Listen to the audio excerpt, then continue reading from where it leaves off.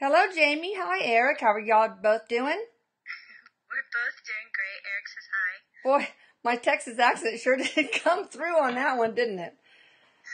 So today we are going to talk about Eric, you and your brethren, spirits. So how do you think about that? What do you think about that? You game? He said he's game for anything you can think of. Okay, good. What do you and others look like over there?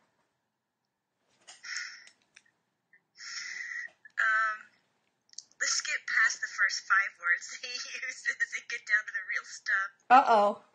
Energy.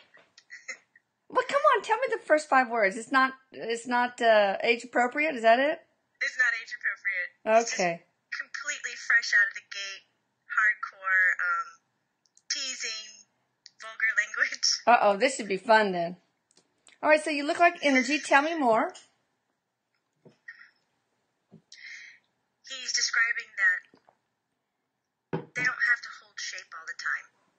They don't have to present themselves the way that they appeared when they were in a body on Earth. They can. Well, he's telling me that they can change shapes as they see fit. But I asked him, what's the original state? Like, what is, if you're not thinking of anything, Eric, what's a comfort zone and what do you look like? He said, pure light. Interesting. Like a ball of light or a beam or what? Not necessarily like a circle ball of light, more a little loose than that oval, oblong. Okay. But it's a light source of its own and it shines out. Is it kind of like an orb that we catch in photographs sometimes? Yes. Okay. And now you come to me as Eric, the shape and the look of Eric, and I guess you do that with the same with Jamie. Do you do that with everybody? Do you keep your personality as Eric up there or over there? Well, he said when I'm communicating to people on Earth, especially people associated to the blog or who know about me as I was on Earth, I want to present myself exactly the way that I looked then. Which, by the way, was handsome. Is that what he said? Yes. He's using some other words. Debonair, we can say that one. Debonair. Oh, yeah. Debonair, yeah. Okay. Anything else about how you guys look?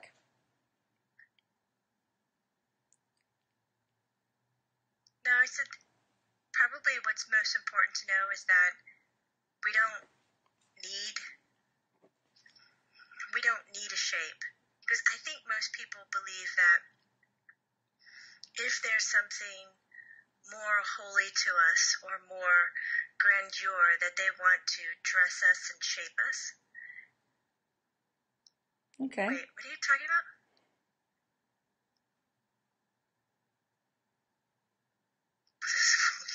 I'm sorry, he just went off on a little sideline. He's discussing how some people believe that they've had a past life experience or let's say a near-death experience. Let's take this one. And he's describing that some of them will come back and say, oh, I was at a round table, everybody was wearing long robes. It looks like I'm looking at a bunch of Romans, basically. Okay. Like togas. Togas. Toga party. And he just says, who the fuck decides that because we're ancient and all-knowing that we have to fucking wear togas? He's like, that's ridiculous. Or that we're more holy, so we look like a monk. He goes, appearances mean nothing of who we are. So you can kind of tell people's dream state versus people's real near-death experiences or crossover experiences. Basically, that's what he was talking about, the bullshit claims.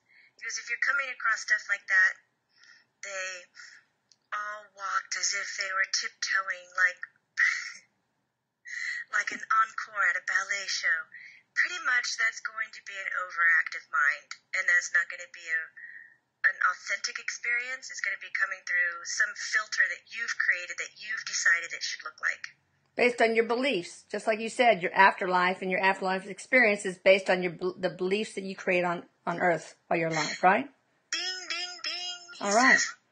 Good. Now, how big? You say you're light. Is it an infinite volume, or how does? Oh no, I know that where that's going. Now, how big are you? No, Eric. How big is your light, Eric? Light. Your energy, Eric. I'm not doing it. Come on.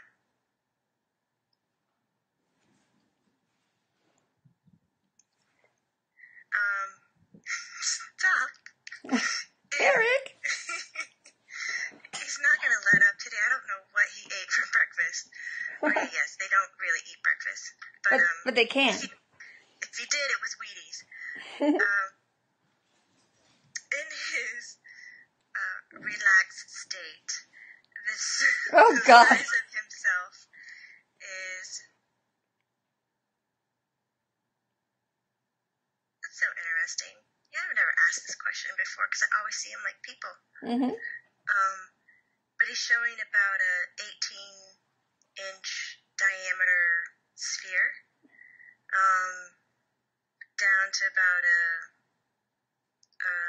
10-inch sphere, and it's not stagnant like a ball. The image that he's putting in my head, the sphere has a breath of its own. You know, our chest cavity moves when we breathe. This has kind of a pulse to it and a growth to it and a cycle. It runs. Yeah, so I guess they're much smaller than kind of what I had imagined. Oh, Eric, you're smaller than you let out to be. Next topic. All right, what are the spirit's abilities after transition, Eric? Oh, good. He can't really get nasty with that. Well, he can't, but spirit's abilities. What can he do? We said the first thing that you notice right away is time and travel. They don't exist with the same parameters that we believe them to have when we're alive. He said, period. So, finally he sits down in front of me. I put a chair in front of me so he'd be there, but he's been kind of standing. So fucking different, he says.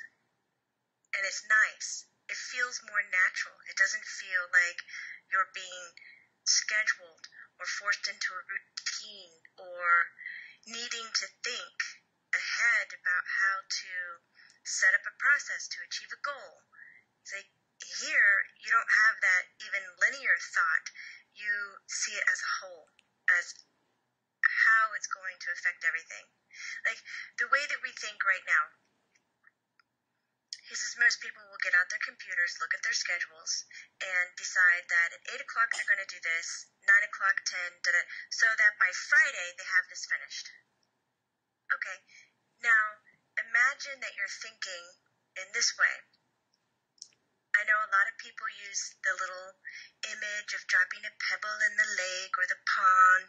He's being real funny with his voice. And then it ripples out, and, 360 rippling out. It touches the edges of the water, and then it comes back in ever so gently. But imagine that your thought is on every single ripple, every single wave, 360, again and again and again and again and again and again and again, and then back at you. Interesting. This must be his new phrase. So fucking cool. You're still amazed by where you are and what you can do, huh? He said, yeah, there's a lot to learn. It doesn't... It was it. Your abilities, your language, your base knowledge, it doesn't stop on you. There's no end in sight. Mm-hmm. And he said that's the most exciting thing. Well, that and a few other things. Just think nasty. Oh, God, of course. Boy, you are on a roll, Eric. This is the dirtiest session. I know. I have chosen not to say the things, and normally I'll succumb and time. Okay, that's it. Got to put a leash on that boy. All right, well. Create a leash I can put on him. Exactly. Now, what do you have to adjust to the most right after you transition? His eyes light up and he kind of falls back into the chair, and when he goes, oh, immediately the overwhelming sense of peace. That you don't have anything to worry about, that you don't have any physical pain. No homework, no chores. He's, come on, Mom, you think it's simple. Because think huge. Like, all of a sudden, you have no concern if someone is loving on you or hating you. There's no need to please someone. There's no... He's pausing. Cause and effect. There's no cause and effect, he says. And that's... Because that's linear. Yeah. He said, you're right, that's linear. And he goes, it's the first thing that you feel. And you think it's so surreal you want to call it a dream state. And you know you're going to come out of it.